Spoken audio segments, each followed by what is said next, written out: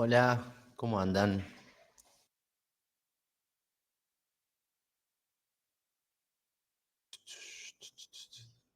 ¿Me escuchan? ¿Me escuchan bien? Sí, Hola, profe, se sí, escucha. Buenas tardes. profesor. Hola, buenas Escúchame. tardes.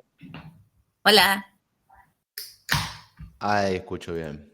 Bueno, ¿le puedo hacer una pregunta? sí, sí, ¿Usted nos podrá ayudar con los siguientes trabajos como hizo con los anteriores? Por ejemplo, el foro que sigue ahora es la diferencia entre flagrancia y hecho tentado. sí, ¿Mm? por supuesto, para eso estamos. Y, y después, bueno, hay que analizar una sentencia, está bien. Y después la AP4, un fiscal en la oportunidad que le corre en vista para presentar la prueba, solicita el sobreseimiento y el tribunal la rechaza. Sí, Ujú, también. también. Pero mientras tanto, en el interín, Sí, tenemos que ir aprendiendo derecho procesal penal y saber cómo funciona, porque si no, sí. Bueno, pero en los otros trabajos nos fue guiando más o menos, o sea, lo antes de fui la fecha de... guiando, lo fui Sí, guiando, así que ahora no. Hoy vamos a hacer exclusivamente esto, pero ok. a ver, yo no tenía pensado. Tentativa es algo que tiene que ver exclusivamente con derecho penal parte general. Y flagrancia sí lo podemos ver acá. Bien. Tentativa. ¿Todos saben lo que es tentativa? ¿Vieron derecho penal parte general? Sí, que tuviste la intención, pero no lo pudiste realizar, ¿o no? Sí, O en una charla de sí. café. Un hecho En una charla de externo, café, sí. Sí, externo. algo así. Pero en realidad es un poco más complejo. Se divide en fases, ¿no? El iter criminis. Y Sí, una fase externa y una fase interna, ¿no? La interna que tiene que ver con todas las cuestiones que la preparación, tenemos en la la cabeza. ideación, ¿no? La parte de la ideación, la deliberación y la ejecución de los actos preparatorios. Pero tiene que ver con el iter criminis, ¿no? Las fases del delito. Y que después, por cuestiones ajenas a la gente que está ejecutando una acción, se ve frustrada.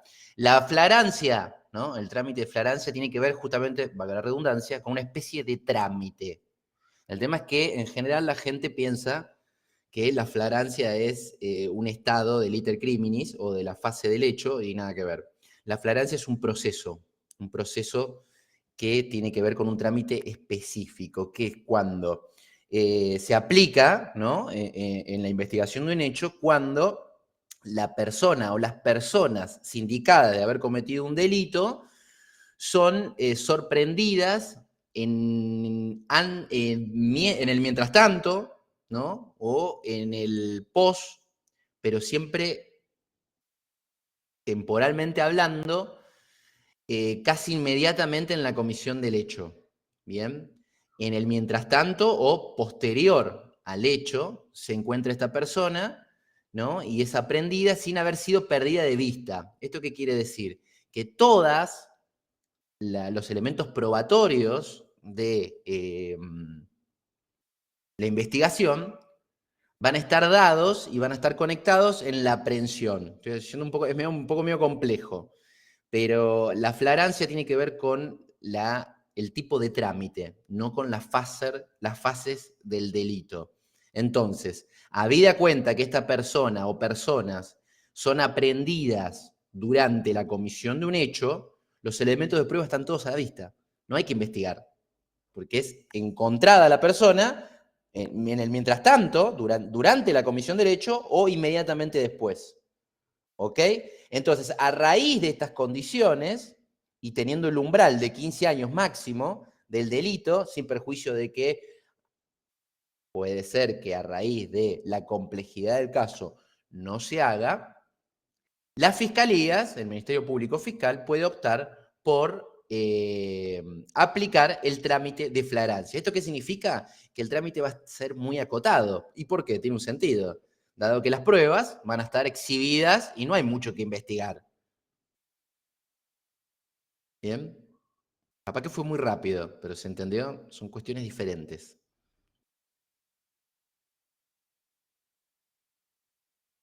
Bueno. A ver, después, con respecto a las actividades que ya vimos, ¿alguna pregunta o algo?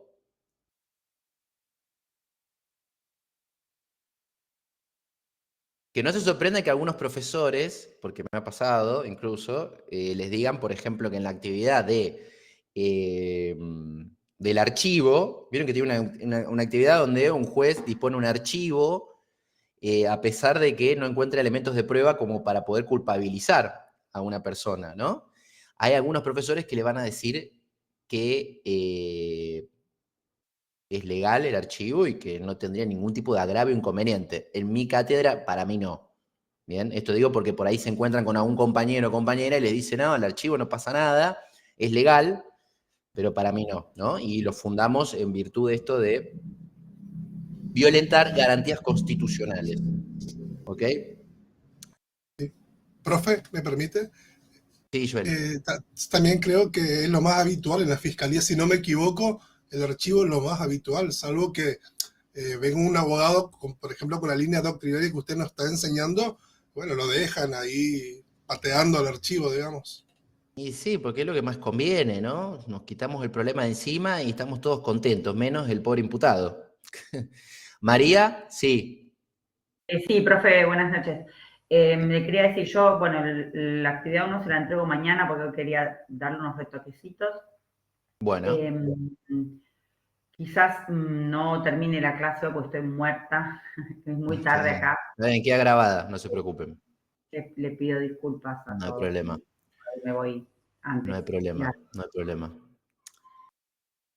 Bueno, entonces, vamos a empezar hoy a ver de qué trata esta locura del Código Procesal Penal de la Nación. En base a una línea de tiempo que acá les traté de hacer como pude, más complicado de lo que parece, pero bueno, así esto me salió. Lo que tenemos acá a la vista es una línea, ¿no? Una especie de línea de tiempo que intenta, ¿no? Precariamente tal vez, exhibirles los actos procesales fundamentales del derecho procesal penal en función, insisto en esto para que lo tengan en consideración, de lo que es el Código Procesal Penal de la Nación, cuya ley aparece exhibida en la diapositiva. ¿Ok? Así que bueno, vamos ahora a explicar todos estos puntitos, ¿no? que pudimos exhibir para hoy quedarnos con lo que es la actividad procesal bajo este sistema y en consiguiente vamos a ver la diferencia que existe en otra clase, no hoy porque no vamos a llegar, con el Código Procesal Penal Federal. ¿Bien? Entonces, vamos a iniciar esto. Cuando nosotros hablamos de una investigación penal, empezamos a hablar de la famosa IPP, la investigación penal preparatoria, ¿no? O sumario, ¿bien? O la famosa etapa de instrucción, que es justamente lo que estamos por ver ahora. Y ahora yo me pregunto, o mejor dicho, vamos a trabajar esto justamente, ¿cómo se inicia una investigación? ¿No? Y para poder ver cómo se inicia una investigación, tenemos que ver cuáles son las posibilidades que bajo el Código Procesal Penal de la Nación se admite, ¿no? La incorporación de un hecho y se le aplica el Código Procesal Penal. ¿Mm? Y tenemos 4 posibilidades. En primer lugar, tenemos la famosa prevención. ¿Alguien sabe qué significa esto? Cuando una investigación inicia por prevención. Policía puede ser que inicie la prevención. Exacto. Profe, ¿puede ser Exacto. cuando presencia la policía también la comisión del delito? También, muy bien, exactamente. La prevención significa que la investigación o el hecho, el hecho criminal, que a priori parece criminal, ha sido o ha tenido la intervención de una fuerza policial. Y cuando hablamos de fuerzas policiales, ¿qué fuerzas policiales conocen ustedes como estudiantes de abogacía? Si alguien les pregunta, ¿quiénes son las fuerzas policiales? ¿Qué fuerzas policiales conocen? ¿A federal y a provincial? ¿Nada más? de la ciudad de Buenos Aires. Y las municipales, federales, provinciales, ¿qué más? Claro, sí. ¿Qué otras fuerzas conocen? Gendarmería, prefectura, Ay, me gustó más. Gendarmería, prefectura, Policía Aeronáutica. federal, ¿no? La Y la PCA, Policía Aeronáutica. Muy bien. Fuerzas Entonces, de seguridad en general, entonces. Fuerzas de seguridad. Exactamente, ¿no? Esto incluye a todas las fuerzas de seguridad que responden y intervienen en el ámbito de la República Argentina. Entonces, cada vez que las fuerzas policiales intervengan en un hecho, que también puede ser, como estábamos conversando antes, un caso que después se le imprima el trámite de flagrancia, que es generalmente lo que sucede, ¿no? Que interviene una fuerza policial de forma inmediata, se dice que esa investigación inicia por prevención. ¿Ok? Bien, perfecto. Luego tenemos otra de las posibilidades que es la querella, ¿no? Y la querella justamente es un sujeto procesal que tiene un rol particular. Y este rol particular va a estar caracterizado a raíz de que se habla de el ofendido directamente por el delito. Que básicamente lo podemos simplificar como decir quién es la víctima. Pero acá me interesa a mí que ustedes tengan en claro la diferencia entre lo que es un ofendido y un perjudicado. Bien. Una persona puede ser la directamente ofendida, bien, pero no exclusivamente la ofendida tiene que ser la perjudicada. Parece un juego de palabras, pero ahora lo voy a exhibir en un ejemplo.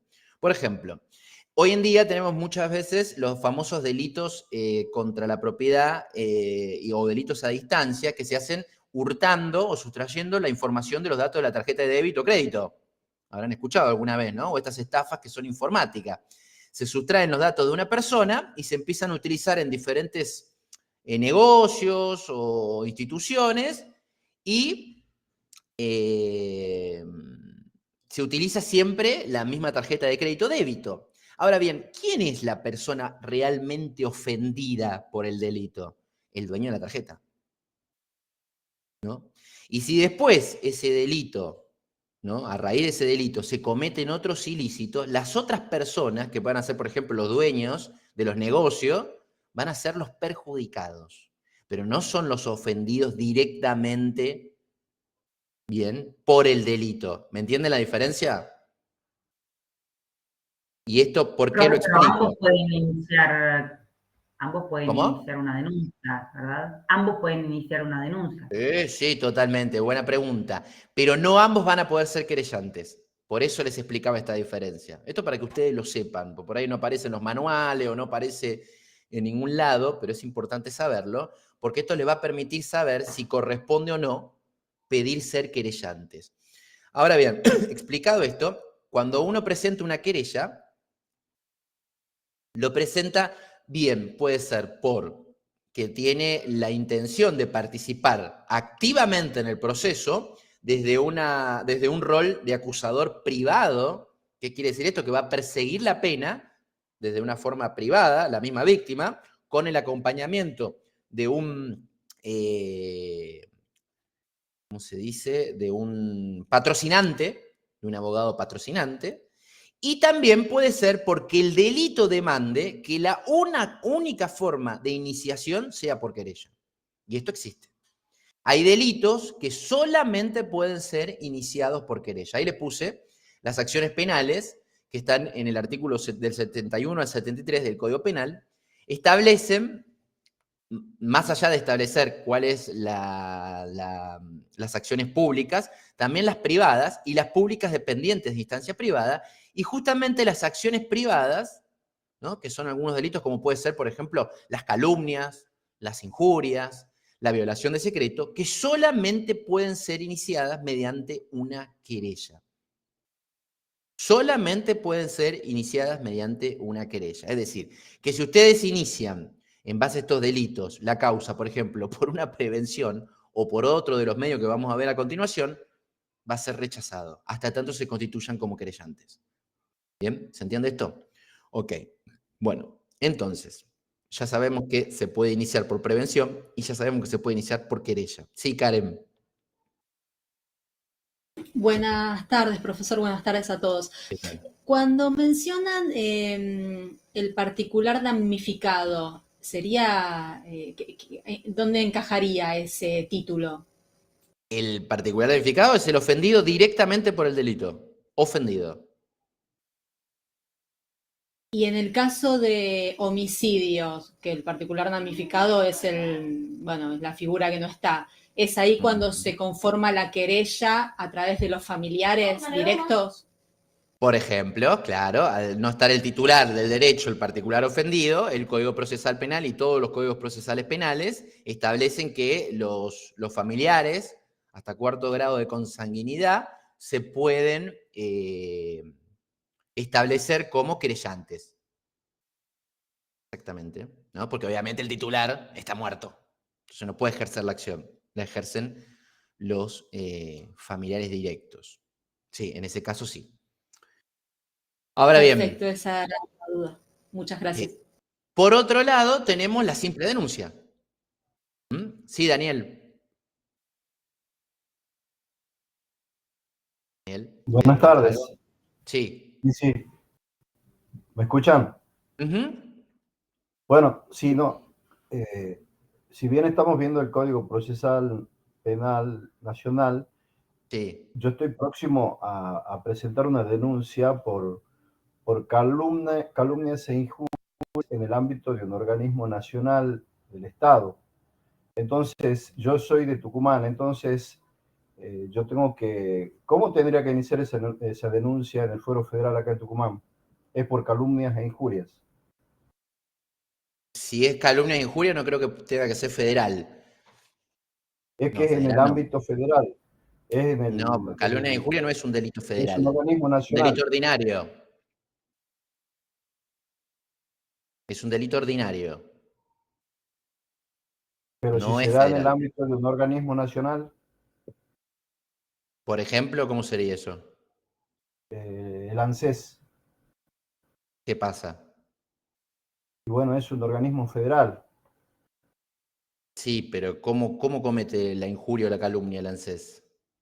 En el Porque el ámbito ANSES interno, es una persona jurídica, más allá de que se haya cometido en el ámbito federal. Me parece que vos tendrías que hablar de una persona física de existencia ideal.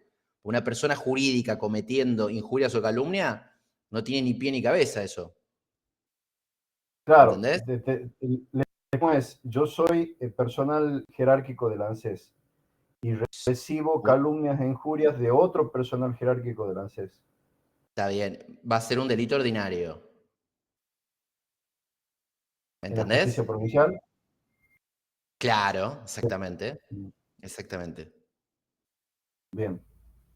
Exactamente. Y lo más probable, salvo que el código de tu provincia disponga algo contrario, lo vas a tener que iniciar por querella. ¿Me entendés? Sí, perfecto. Es así. Bueno. Todo siempre tiene que ver con el delito. ¿Ok? Entonces, prevención, policía, querella, rol activo, ¿no? Y puede estar obligado producto del delito o por el propio interés de nuestro cliente, ¿ok? Y después tenemos la denuncia, ¿no? La denuncia la puede hacer cualquier persona. Cualquier persona hace una denuncia y la presenta. Ahora, ¿cuándo hablamos de denuncia? Hablamos de denuncia cuando la recibe el funcionario público con las facultades de iniciar procesalmente esa denuncia. ¿Esto qué quiere decir? Que hay personas que específicamente los códigos procesales penales establecen que son los encargados de recibir la denuncia.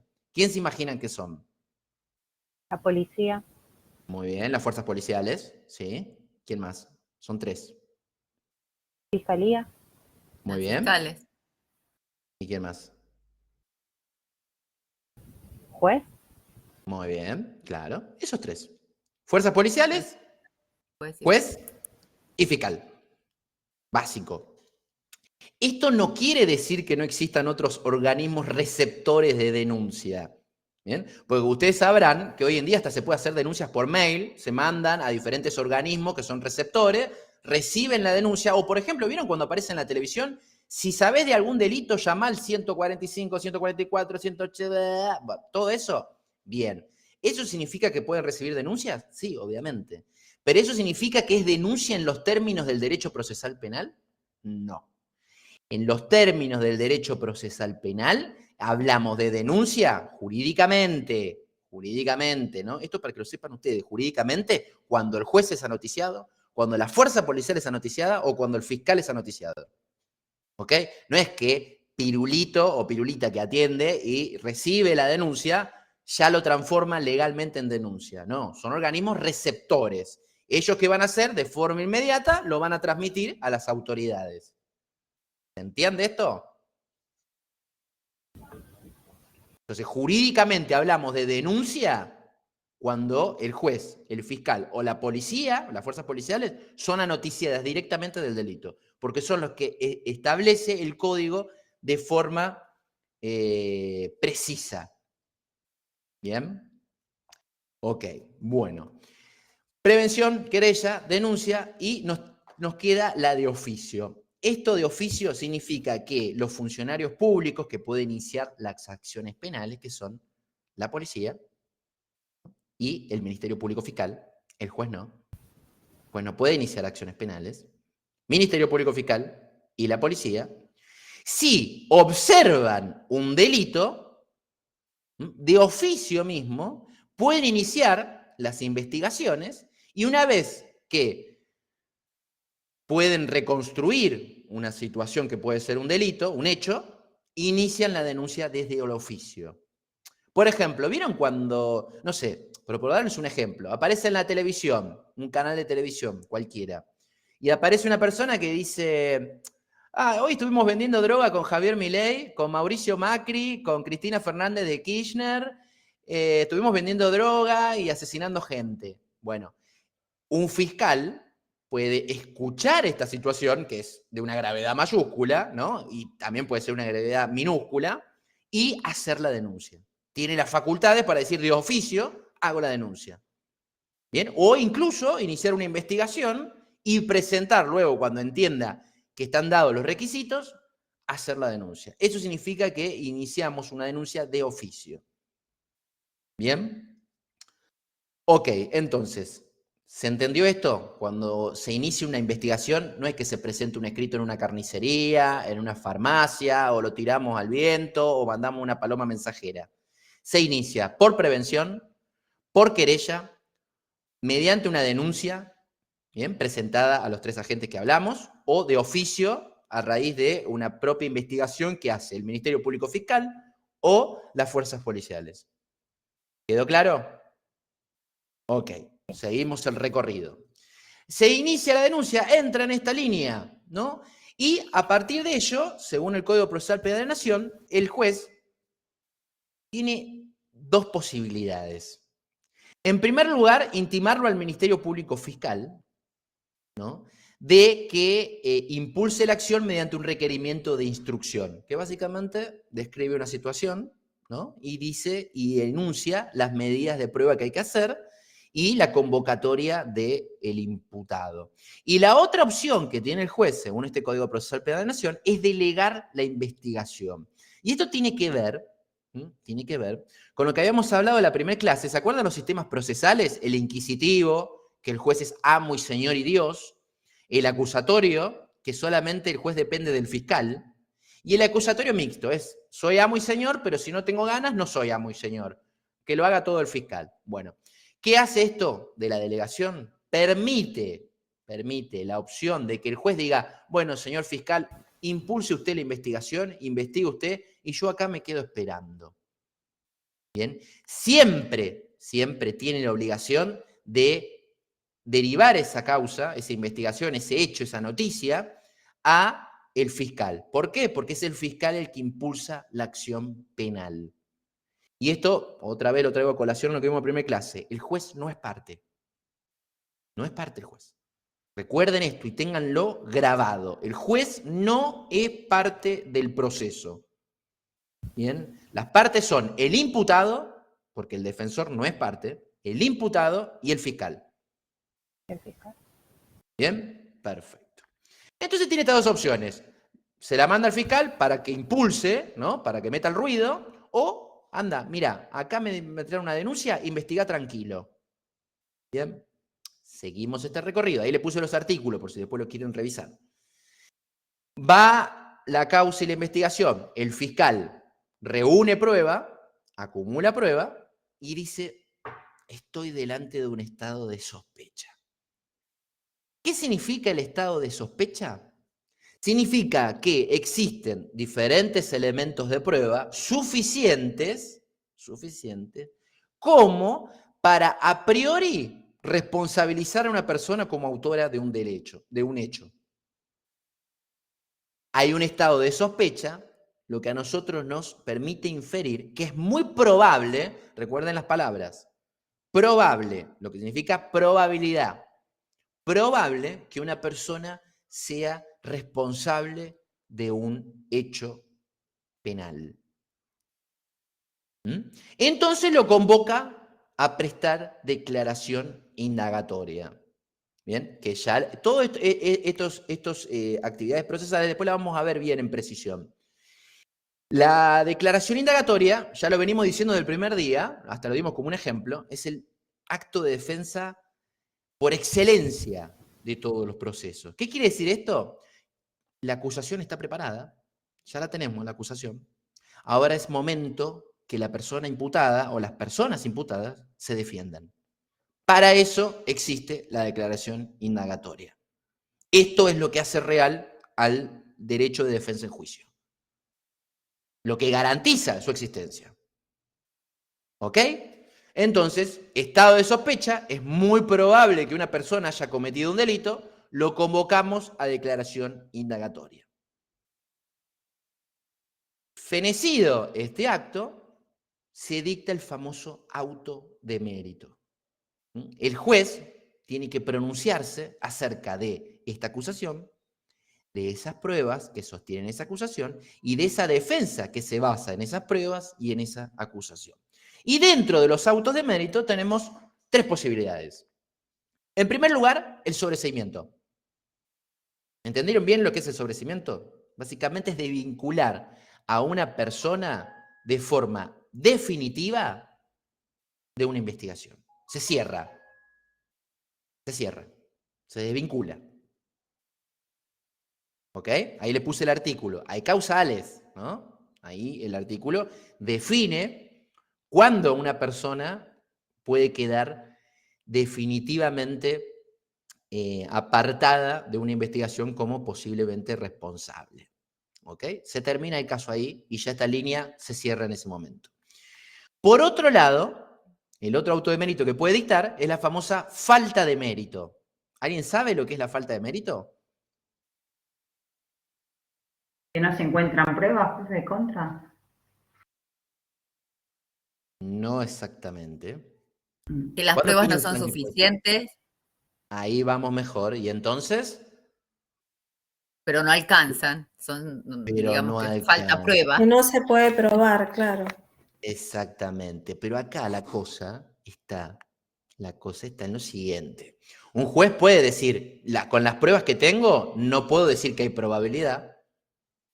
Tampoco puedo decir que hay certeza negativa, ¿no? Porque el sobreseimiento es certeza negativa. Una persona no cometió el delito.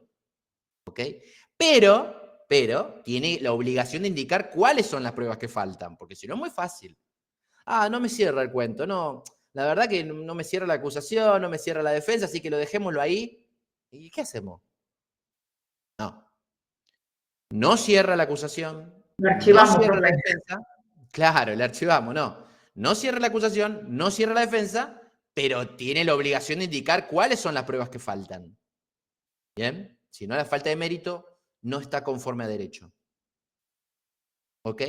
Y después tenemos el procesamiento, alias malas noticias. Malas noticias para el imputado. ¿No?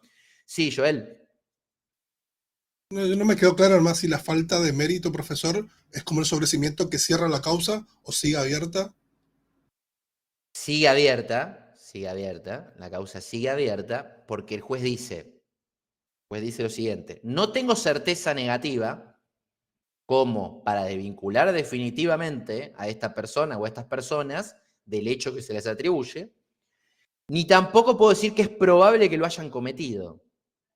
Entonces no tengo mérito suficiente como para dictar una resolución definitiva sobre la situación procesal de los acusados.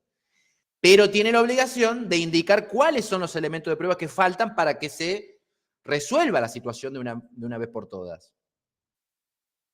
¿Bien? Porque si no, también puede pasar y entrar en una paradoja de decir que faltan pruebas que no van a poder ser nunca obtenidas, y estas personas se mantienen en un estado de incertidumbre, que es lo que venimos hablando, ¿no? Del plazo razonable y del derecho a obtener un pronunciamiento definitivo. Hay que cerrar los cuentitos y resolver las situaciones procesales de las personas. Entonces, profe, perdón, le pido disculpas, no entendí la diferencia entre la falta de mérito y el sobreseimiento. O sea, la diferencia sí la entendí. No entendí cuando el compañero preguntó si la causa sigue abierta. O sea, ¿cómo es que? O sea, no la cierra la causa. No. Básicamente vos razonable, lo tenés que asimilar de la siguiente manera. El juez va a decir, no puedo desvincular a esta persona, por eso no dicto el sobreseimiento. claro. No puedo dictar el procesamiento, que ahora lo vamos a ver, ¿no? No lo puedo porque no tengo la probabilidad de que lo haya hecho. Entonces digo que hasta el momento no tengo mérito suficiente, pero tiene la obligación de indicar qué es lo que falta para que diga suficientemente qué es lo que va a pasar. Okay. ¿Me entendés? Entonces dicta la falta de mérito. Razonable para reabrir el caso y encontrar las pruebas suficientes. Sí, básicamente lo que es garantizar, ¿no? En primer lugar, la obtención de un pronunciamiento definitivo, ¿ok?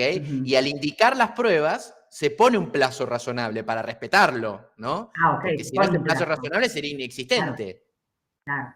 Bien, por ejemplo, dice, bueno, hasta tanto no me manden el certificado de función de la víctima, no podemos estar hablando de que mató a alguien. Ok. Por ejemplo. Entonces, en espera de algunas...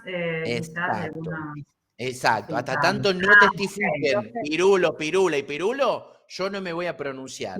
Hasta tanto la defensa no aclare qué quiso decir acá, no me voy a pronunciar, porque no puedo. Con lo que tengo no está claro.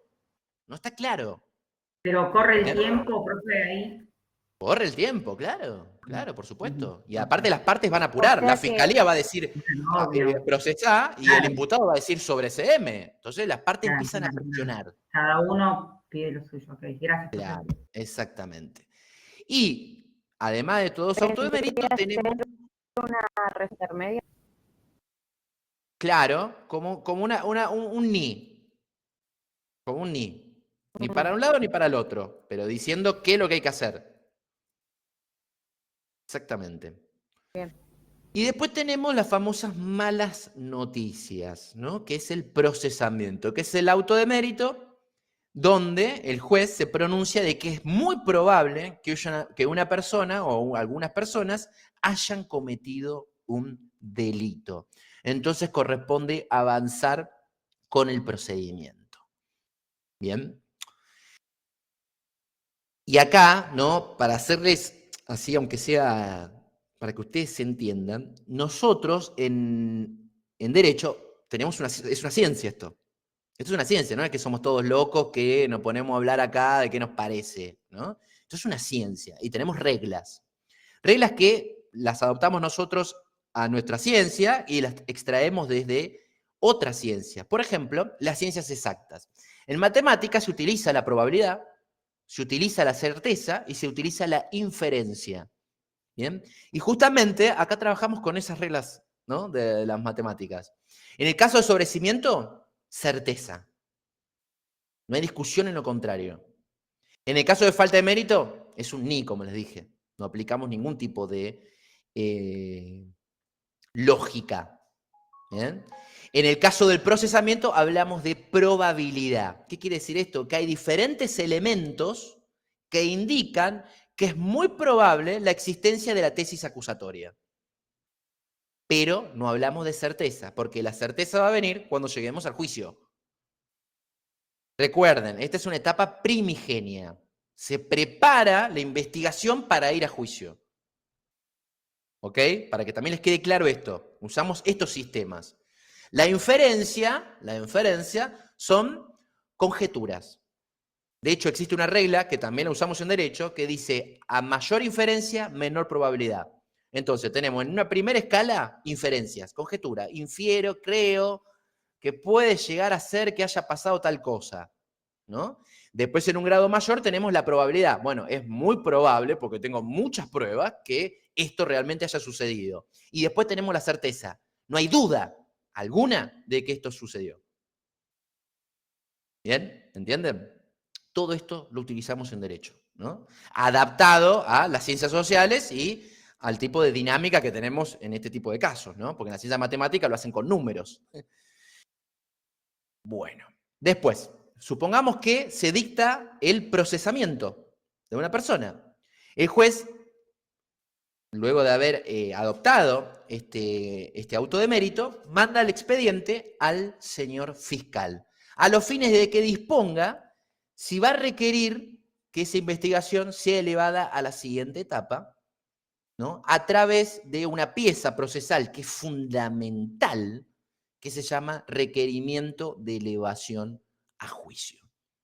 Esta pieza, hasta para muchos, es la pieza más importante de todo trámite judicial. ¿Ok? ¿Y qué es? ¿Y de qué trata esta pieza? Esta pieza trata de el fiscal disponiendo cuál es el hecho que se le está atribuyendo a una persona, cuál es su calificación jurídica correspondiente, ¿bien? ¿Cuál es la pena que le puede llegar a pedir, imagínense la importancia, a esa persona? Y después, ¿no es cierto?, la última voz donde el fiscal, en representación del Ministerio Público, dispone que esa causa ya está lista para ir a juicio. Y cuando arrancan el juicio, lo primero que se lee es esa pieza. ¿Bien? Se lee justamente ese escrito. ¿Ok? Bueno, entonces, si el fiscal requiere la elevación a juicio, tiene otra posibilidad, que es la famosa notificación a la defensa de ese requerimiento de elevación a juicio a los fines de que plantee una excepción o una oposición. En el 90% de los casos, cuando una causa llega acá y llega este tipo de notificación, las pobres defensas ya no tienen mucho para rascar, no tienen mucho para decir. En general, muchas veces directamente dicen, no tengo nada para decir, mandemos todo a juicio, ¿no? Para acelerar el procedimiento. Pero algunos defensores que les pagan mucho y tienen los clientes alborotados y quieren hacer ruido, obviamente plantean la oposición, ¿no? Que básicamente es pedir el sobreseimiento, decir que no corresponde el procesamiento, pedir el sobreseimiento, y la excepción, que es justamente planteos que no tienen que ver con la cuestión de fondo, sino que son incidentales. Por ejemplo, falta de jurisdicción. Por ejemplo, una competencia no correspondiente. ¿Bien? Instruyó un juez que no correspondía que instruya este expediente. Por ejemplo, la acción penal no estuvo debidamente impulsada por el Ministerio Público. ¿Ok? Esos serían algunos planteos de excepciones. ¿Ok? Una nulidad, ¿no? Una intervención de un agente de forma inválida. Plantea una excepción que va a ir apartada de la investigación. ¿Ok? Por eso se tramita de forma incidental. Una recusación de un funcionario público que haya intervenido en el proceso. Hasta ese momento, la defensa tiene la oportunidad de plantear este tipo de excepciones. Y acá es muy importante entender que estamos hablando siempre de un proceso que tiene a personas libres, chicos. Vieron que no hablamos de detenidos, no hablamos de presos, no hablamos de medida cautelar, no hablamos de esposas, de celdas, de nada. ¿Ok? Esto es bajo un procedimiento en donde la persona está, o las personas están libres, transitan el proceso de forma correcta, que es estando en libertad.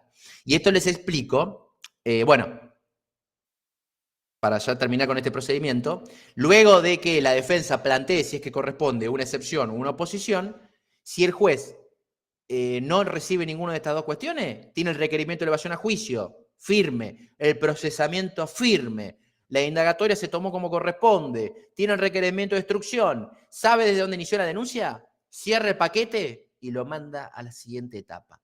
¿Cómo hace esto? Dictando un auto que dice: clausuro la investigación del sumario, de la IPP, y se eleva a la etapa de juicio. Bien, y se cerró el cuentito de este procedimiento. Sí, Virginia. ¿Querías preguntar algo? Para que me quede claro nomás, en la cuestión de las excepciones, Sí. en la cuestión de las excepciones por parte de que ver con el proceso, ¿no? No con el hecho en la comisión del delito, sino es cómo se llevó adelante el proceso, ¿no? Exactamente, justo iba a ir a eso. Ustedes tienen que entender, chicos, y después lo vamos a ver porque le vamos a dedicar una clase exclusiva a detenciones, medidas cautelares, etc. Hoy vamos a ver solamente un anticipo. Tienen que entender que generalmente uno de los errores habituales que cometen la gente que no es de derecho, o incluso a veces la gente que es de derecho, es mezclar la investigación, ¿no?, la acreditación de un hecho delictivo, con la situación de libertad. Ambas cosas son diferentes. Independientemente de que para ustedes tengan internalizado o se hayan acostumbrado a escuchar: este está preso porque robó, o este está preso porque mató, o este está preso porque violó, son cosas diferentes. Cosas diferentes. Uno está preso, ¿no? ¿Por qué? Y ya lo vamos a ver en una clase particular, ¿no?, cuando tengamos que ver medidas cautelares y de coerción, porque puede obstaculizar la investigación o porque existe un peligro de fuga. No por el hecho que cometió. Las dos cosas tienen que tramitar por separado, independientemente de que todos fuercen a mezclarlo. Como violó, tiene que estar preso. Como robó, tiene que estar preso. Como estafó, tiene que estar preso. Está mal eso. Eso sí, se lo dejamos para la televisión, todo no explican y todo eso. Pero acá no. Son dos cosas que tramitan por separado. De hecho, el día de mañana, que ustedes litiguen y se hacen penal, van a ver que las cuestiones de libertad van a transitar de vía incidental. Y la investigación va a transitar todo por este camino que estamos viendo hoy. ¿Bien? ¿Se entendió esto? Independientemente de que lo tengan internalizado ya. Bueno, cambiemos un poco el chip. Las cuestiones y medidas cautelares tramitan por separado y no se pueden mezclar con el hecho. Independientemente que sí va a tener la óptica en función del delito, ¿no?, en cuanto a la pena, que ya vamos a ver cómo se analiza, pero no tiene que ver la cuestión de la libertad con la investigación del caso. Y esto se explica básicamente porque las detenciones o prisión preventiva es una excepción. La regla es que todos tramitemos el proceso este en libertad. Esa es la regla. La excepción es que se tramite todo este proceso en prisión. El tema es que en la práctica se usa al revés. La regla es la prisión y la libertad es la excepción. Y eso es la queja que existe en el ordenamiento jurídico actual respecto del trámite de las medidas cautelares como conocemos nosotros, y ya vamos a ver en una clase, porque para mí es lo más divertido que hay, que es la prisión preventiva. Donde vamos a aprender cuándo corresponde y cómo modificarla. ¿Bien? Profe, perdón, ¿eso puede ser por una tendencia que como hay pocos jueces o algún otro problema que haya en el sistema judicial, no tienen garantizado que puedan llegar a terminar la etapa de instrucción, las etapas de instrucción a tiempo? Entonces, ya que está, los metemos adentro, dirán, hasta que podamos iniciar el juicio. Digamos, pongámosle que sí, puede ser una posibilidad, pero es gravísimo. No, sí, obvio. Es que en realidad los jueces lo que les pasa es que tienen miedo, y además de miedo tienen comodidad. Porque ¿qué es más fácil? ¿Tener un tipo preso y lo tenés disponible ahí para hacer todo rápido? ¿O es más fácil tener que ir a buscarlo, perseguirlo? ¿Qué es más fácil? Tenerlo preso. Lo que pasa es que la otra cara sería dejar un montón de gente en libertad que igualmente no vas a tener tiempo de hacer toda la etapa de instrucción. No sé cómo explicar. Sería dejar libre todos los delincuentes hasta que la justicia tenga el tiempo y las herramientas para juzgar a toda esa gente. No, tampoco. No. El No juez digo, tiene que tener tiempo. Tratar de ese tema. Pero ¿no? la realidad es que se mete preso a la gente y no les importa un corno la garantía, no les importa un corno nada. Nada. Y no le importa después que griten, ni nada. Pero eso es grave. Es muy grave. Es muy grave. Nosotros como gente de derecho, por más que nos haga ruido, o lo que tengamos como ideología política, no se puede permitir eso. De hecho, aunque suene fuerte, el juez no está para meter preso a los malos, ¿no? El juez está para explicar justicia. Si corresponde, aplicará la ley con los efectos, ¿no?, que le darán culpabilidad a una persona. Pero el juez no se puede poner de parte de persecutor. Ahora, ¿te digo lo que sucede en la práctica? Sí. ¿Sabes lo que te dicen los jueces? Hay que meterlo preso a este chorro de mierda, a este violador de mierda. Obvio, esto pasa. Sí, obvio, y ustedes lo deben saber en el interior. Y aparte, más allá de saberlo, lo puedes intuir porque ves los resultados. Ahora, ¿qué pasa con personas como lo que me pasa a mí? Y a mí, o no, acá estamos mal. Porque el juez no puede pensar así. Yo porque sigo siendo un idealista de que tiene que existir un juez imparcial. Un juez que no esté del lado de nadie. Un juez que escuche primero y después resuelva, ¿no? Y que vaya a las cárceles todos los días. Que vea lo que pasa. Y ahí vamos a tener algo más equilibrado. Porque cuando alguien se comporta mal, lo tiene que meter preso. Ni una cosa ni la otra, ¿no? Si están dados los presupuestos, lo tienen que hacer. Pero lamentablemente a veces se mezcla todo. Pero las cuestiones en este caso tienen que tramitar por separado. ¿Quién está para mandar preso a los malos? El fiscal. ¿Quién está para proteger derechos? La defensa. Hasta donde pueda, ¿no? Porque tampoco las defensas hacen magia. No se de garantía también, no hay instrucción. ¿Quién está para cumplir las garantías y los derechos? El juez. El juez. Exactamente. Que por eso en muchos lados, provincia de Buenos Aires, se llama juez de garantías. ¿Ok? ¿Qué es lo que hace el derecho procesal penal? Y es lo que vamos a ver durante toda esta materia. Tratar de que esas garantías y derechos, de esos derechos, tengan las garantías en todos estos procedimientos. ¿Bien? Bueno, ok.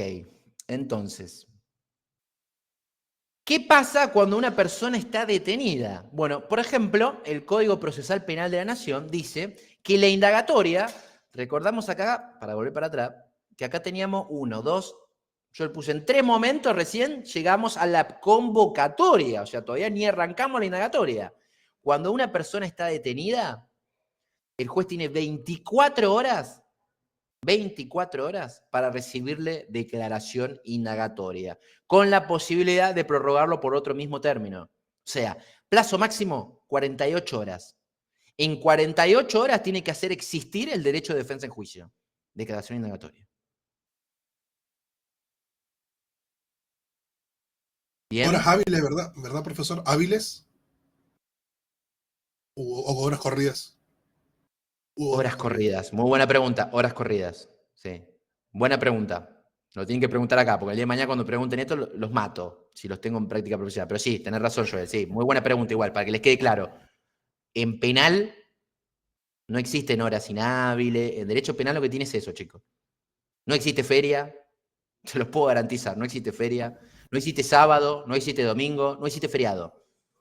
Porque tiene sentido. La gente no queda presa solamente los sábados y los domingos. Queda presa cualquier día. No es que la gente en enero no queda presa. Queda presa igual.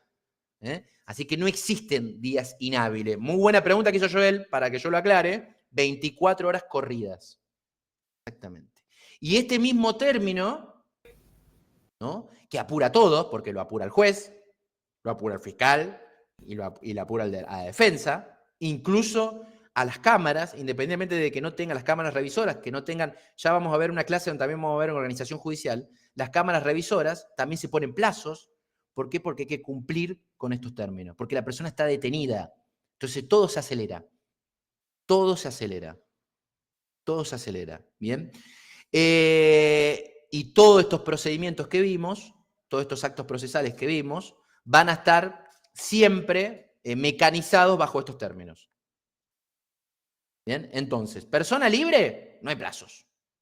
Y ustedes van a ver en algún momento que existe el famoso plazo ordenatorio, capaz que lo escucharon una vez, el ordenatorio y el perentorio, ¿no? El ordenatorio es meramente indicativo, el perentorio es que puede traer una caducidad, ¿no? Del no cumplimiento. Bueno, los jueces no tienen plazo.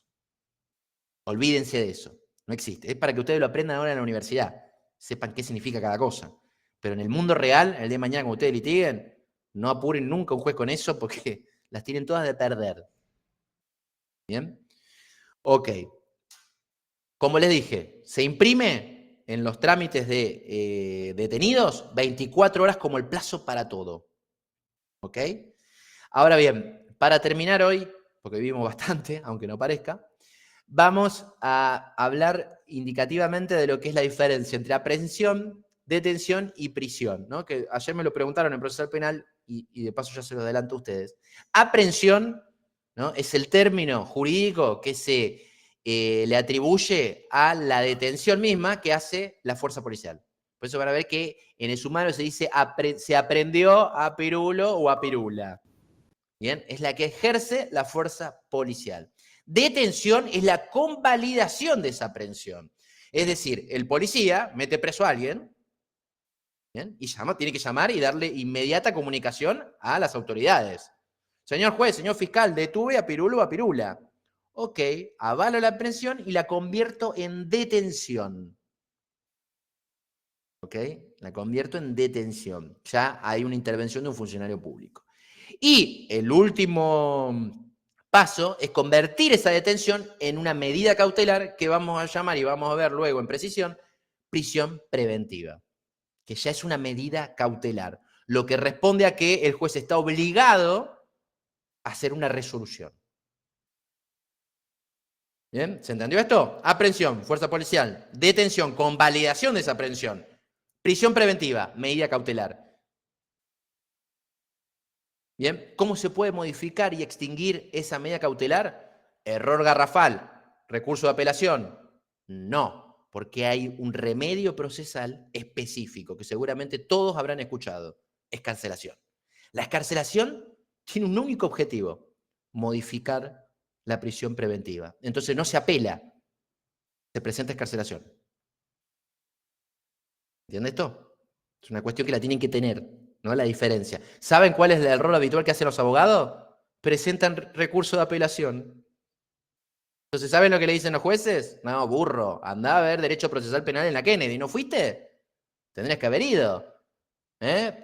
¿Cómo vas a presentar una apelación contra una prisión preventiva? No, tenés que presentar una excarcelación. Bueno, el tema es que eso puede salir caro.